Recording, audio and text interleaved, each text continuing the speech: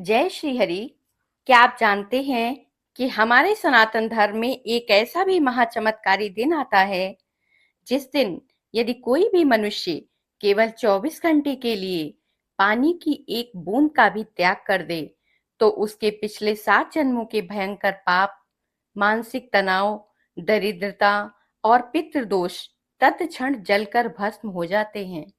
क्या आप जानते हैं कि पूरे साल में 24 एकादशियां आती हैं और कई बार अज्ञानतावश या बीमारी के कारण हम पूरे साल के व्रत नहीं रख पाते। लेकिन शास्त्रों में साक्षात विधाता ने एक ऐसी गुप्त एकादशी का विधान लिखा है जिसका व्रत यदि जीवन में केवल एक बार भी पूरी श्रद्धा से कर लिया जाए तो साल की सभी 24 एकादशियों की महापुण्य का फल एक साथ उस जीवात्मा के खाते में जुड़ जाता है और यमराज के दूत उसके सामने आने से भी कांपने लगते हैं। हाँ, मेरे परम प्रिय भक्तों, श्रद्धालु श्रोताओं, आपने बिल्कुल सही सुना। कल ज्येष्ठ मास के शुक्ल पक्ष की परम पावन, परम शक्तिशाली निर्जला एकादशी है, जिसे हमारे पुराणों में भीमसेनी एकादशी या पांडव एकादशी भी कहा गया है।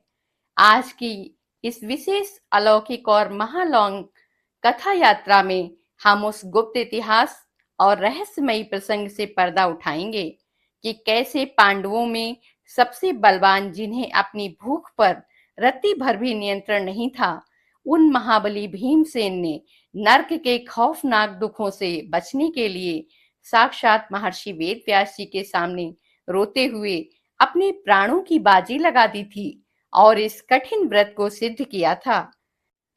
व्यासपीठ की पवित्रता को अपने मन में धारण करके इस अमर कथा को अंत तक पूरा और एकाग्रचित्त होकर सुनिएगा, क्योंकि आज का यह श्रवण सीधे बैकुंठ लोक का मार्ग प्रशस्त करता है। चलिए मिलकर प्रारंभ करते हैं निर्जला एकादशी की ये महाकथा। राधे राधे भक्तों, ओम नमो भगवते वासुदेवाय।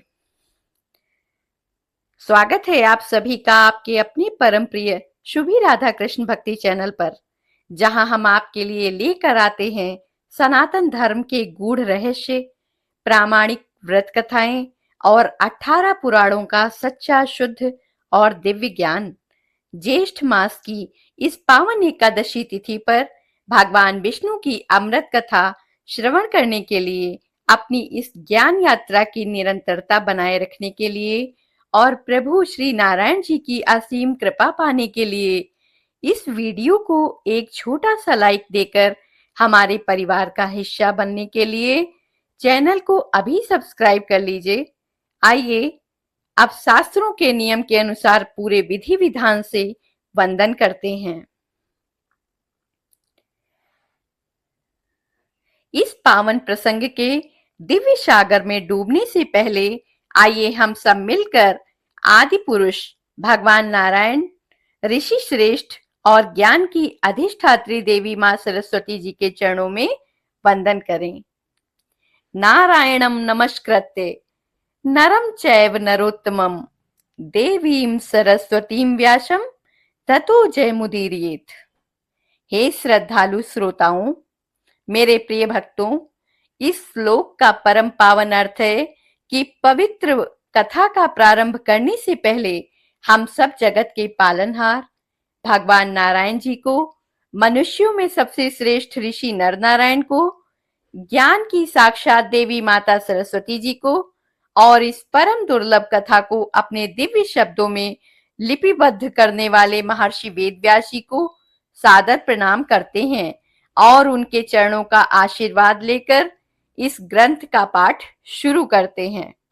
आइए अब प्रभु के उस दिव्य रूप का स्मरण करें जो संसार के समस्त भयों और चिंताओं को तत्क्षण नष्ट कर देता है।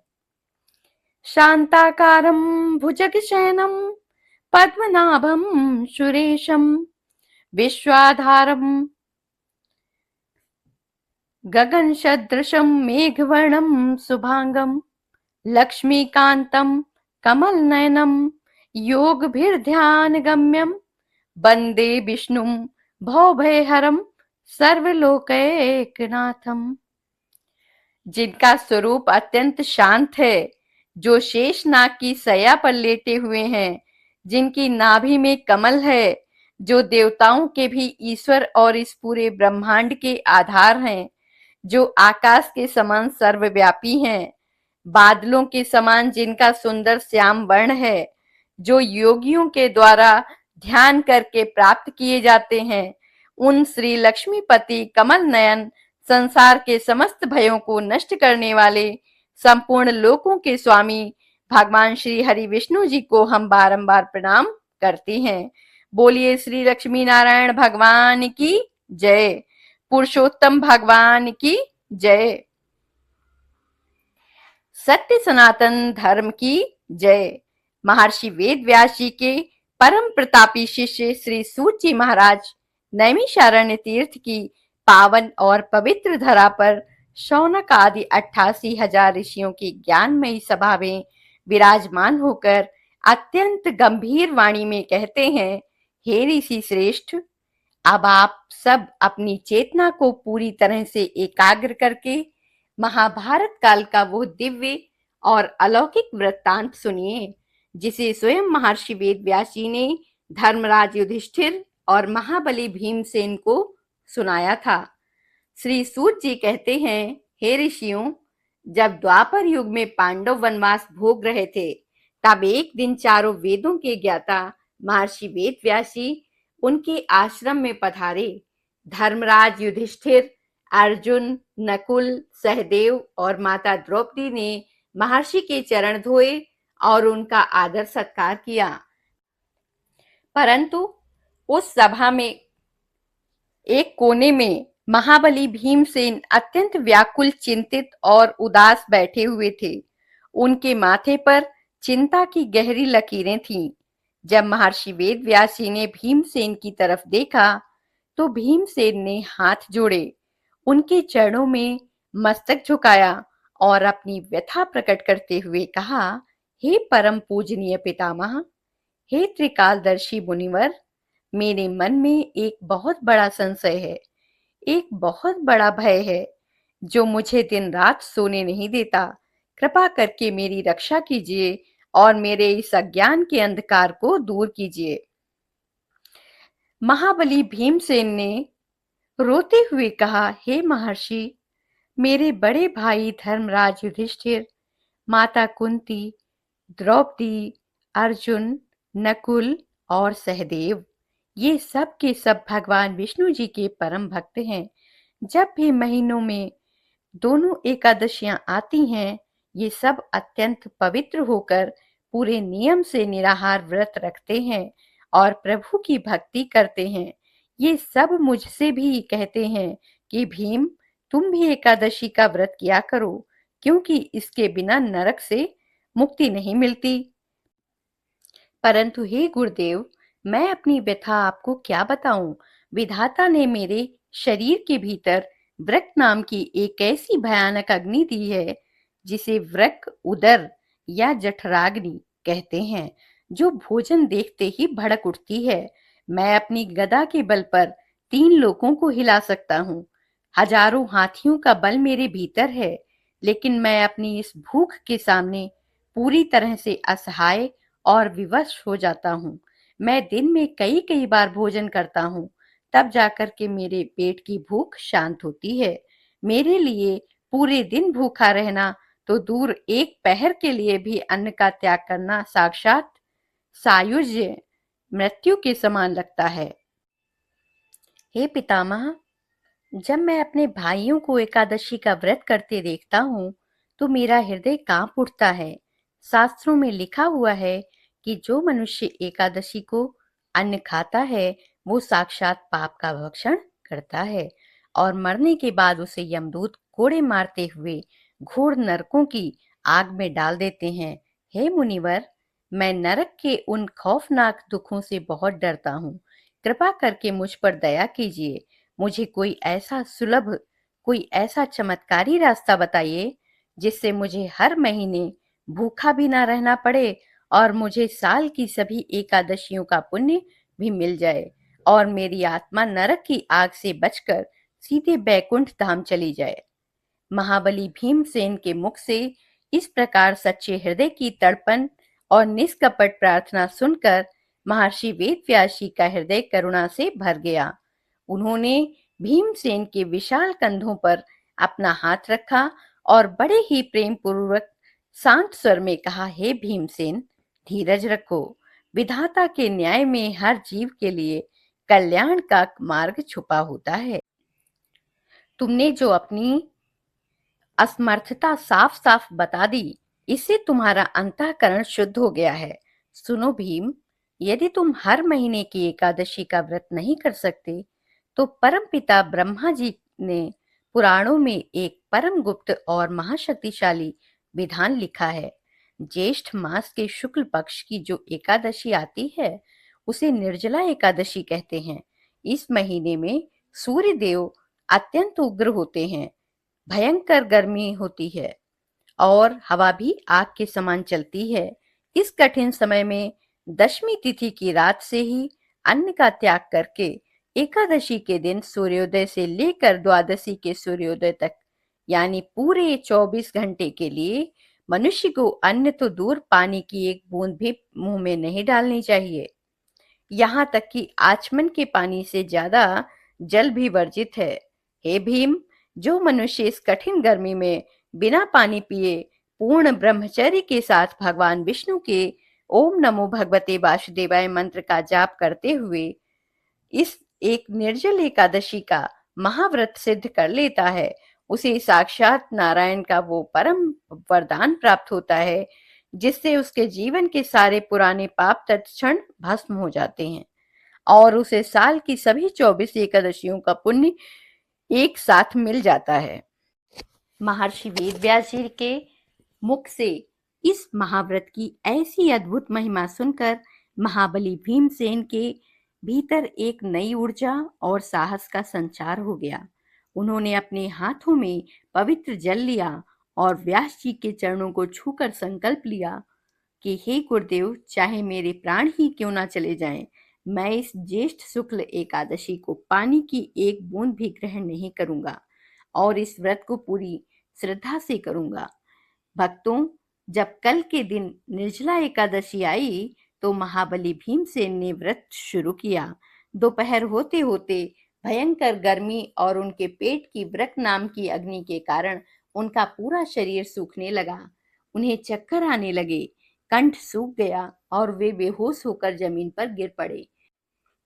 लेकिन उनके मन में साक्षात नारायण जी का ध्यान था और व्यास जी के वचन थे। माता द्रौपदी और अर्जुन ने उनके ऊपर शीतल जल छिड़का, गंगा जल के छींटे दिए और प्रभु का कीर्तन शुरू किया।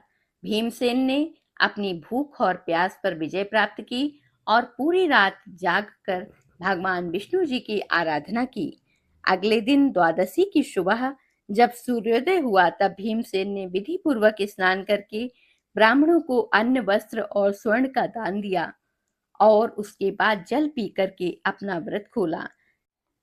जैसे ही भीमसेन का पारण पूरा हुआ, आकाश से देवताओं ने फूलों की वर्षा की और साक्षात भगवान पुरुषोत्तम नारायण ने भीम को दर्शन देकर धन्य कर दिया। इसी कारण भक्तों, इस एकादशी को आज भी भीमसेनी एकादशी या पांडव एकादशी कहा जाता है। मेरे प्रिय श्रोताओं, मेरे प्यारे भक्तों, कल के इस महाव्रत के कुछ बहुत ही कड़े नियम हैं, जिन्हें जानना आपके लिए बेहद जरूरी है। कल सुबह सूर्योदय से पहले परसों द्वादशी के सूर्योदय तक पानी नहीं पीना है। जो लोग अस्वस्थ हैं या बीमार हैं, वे फलाहार या पानी पीकर भी व्रत कर सकते हैं। भगवान भाव देखते हैं। ज्येष्ठ मास की इस भीषण गर्मी में इस दिन ठंडे पानी का दान करना, राहगीरों को मीठा शरबत पिलाना, मिट्टी के घड़े मटके का दान करना, छाता, जूता और पंखे का दान करना साक्षात अश्वमेघ यज्ञ के समान पुण्य होता है। इस दिन भूखों को अन्न खिलाने से घर में कभी धन धान्य की कमी नहीं होती है। श्री सूत जी महाराज नैमिषारण्य तीर्थ में ऋषियों की सभा में कहते हैं, हे सौनक आदि ऋषियों, जो भी मनुष्य कल के इस पावन दिन इस भीमसेनी एकादशी की कथा को पूरा सुनता है या इस दिन दान पुण्य करता है, वो जीते जी बैकुंठ का अधिकारी बन जाता है। तो मेरे प्यारे भक्तों, ये थी निर्जला एकादशी की संपूर्ण अमर कथा, जो हमें सिखाती है कि यदि हमारे भीतर सच्ची श्रद्धा हो तो हम अपनी सबसे बड़ी कमजोरी पर भी विजय प्राप्त कर सकते हैं।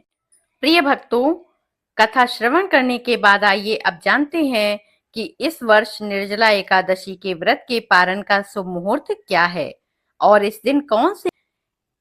अगर सुभी राधा कृष्ण भक्ति चैनल की यह भव्य और प्रामाणिक प्रस्तुति, यह सुंदर शास्त्रीय श्लोक वंदन और निर्जला एकादशी का यह मर्म स्पर्शी कथा प्रसंग आपके दिल की गहराइयों को छू गया हो, तो प्रभु नारायण के सम्मान में इस वीडियो को अभी के अभी एक प्यारा सा लाइक जरूर अर्पित करें।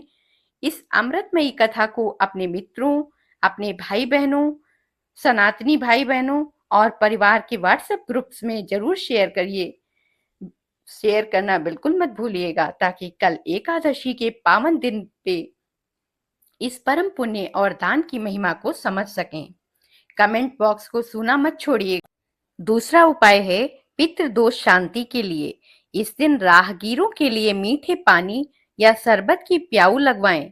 राह चलते प्यासे जीवों को पानी पिलाने से पितर तृप्त होते हैं और वंश वृद्धि का आशीर्वाद देते हैं। तीसरा उपाय सुख समृद्धि के लिए। एकादशी की रात को तुलसी माता के सामने घी का दीपक जरूर जलाएं और उनकी 11 परिक्रमा करें। ध्यान रहे, इस दिन तुलसी जी में जल नहीं चढ़ाना है, केवल दीपक जलाना है।